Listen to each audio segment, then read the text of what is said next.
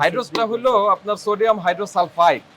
এটা বাংলাদেশে ইম্পোর্ট হয়ে আসে সুতার ফ্যাক্টরিতে কাজের জন্য, টেক্সটাইল ইউজের জন্য, টেক্সটাইল ফ্যাক্টরিতে কাজের জন্য।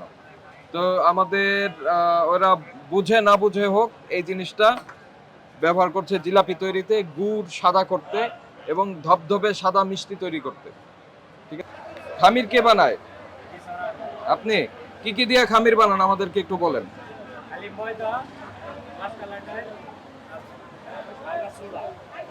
সোডাটা কোথায় দেখেন, হাইড্রোসটা কোথায় রেখেছেন?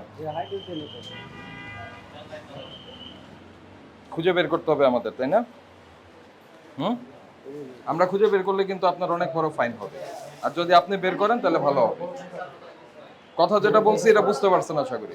বের করেন কোথায় রাখছেন, হাইড্রোসটা বের করেন।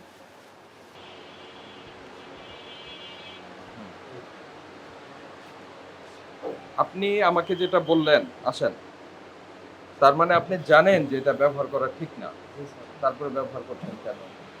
আচ্ছা, হাইড্রোস যদি না দেন তাহলে জিলাপি হবে না? নরম জিলাপি খাওয়াবেন? আপনার বিষ মিশায় শক্ত করার কোনো দরকার নাই, কেউ বলে নাই আপনাকে বিষ মিশায় শক্ত করতে। পরিষ্কার লিখে দিবেন আমি হাইড্রোস মুক্ত জিলাপি বানাই, এই জন্য আমার জিলাপি নরম।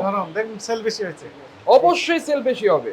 যদি আপনি হাইড্রোস ছাড়া বানান, এখানে পরিষ্কার বলে দেন আমি হাইড্রোস ছাড়া জিলাপি বানাই, তাহলে আপনার এটা খাবে মানুষ ইন্সপায়ার হবে, হাইড্রোস থেকে আপনারা দূরে আসবেন। কারণ জিনিসটা ছোট আকারে যে কোনো জায়গায় রেখে দিলেও মানুষ বুঝবে না। আপনি যে জিলাপি বানিয়েছেন সেগুলি আমরা ডেস্ট্রয় করে দেব, ধ্বংস করে দেব। এটা ধ্বংস করে দিতে হবে আইনত। আর আপনি যেহেতু নিজে বের করে দিয়েছেন, আমরা আপনাকে 5,000 টাকা ফাইন করব।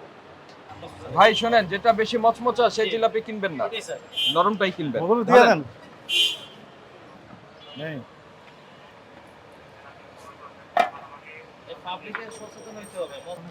হাইড্রোসটা হলো আপনার সোডিয়াম হাইড্রোসালফাইড।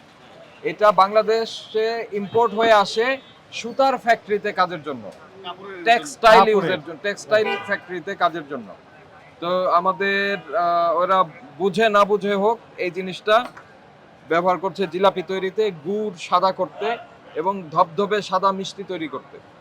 ঠিক আছে, আর যখন আপনি সুতার ফ্যাক্টরি বা যেখানে হাইড্রোস যখন ব্যবহার করবেন, এটা ব্যবহার বিধিতে আছে যে কোনো পানাহার করা যাবে না, স্মোক করা যাবে না, হাতে গ্লাভস ব্যবহার করতে হবে, চোখে গ্লাস ব্যবহার করতে হবে, প্রোটেকশন ব্যবহার করতে হবে। আর সেইটা আমরা খাবার হিসাবে ব্যবহার করে ফেলছি, বুঝতে পেরেছেন? তো আমরা সতর্ক থাকবো, শক্ত মানে মচমচে জিলাপি কেনার চেয়ে নরম জিলাপি কেনার চেষ্টা করব, এবং যেখান থেকে কিনবো আমরা জিজ্ঞাসা করব যে আপনারা হাইড্রোস দিয়েছেন কিনা। যদি দিয়ে থাকে তাদের কেনা থেকে আমরা বিরত থাকবো।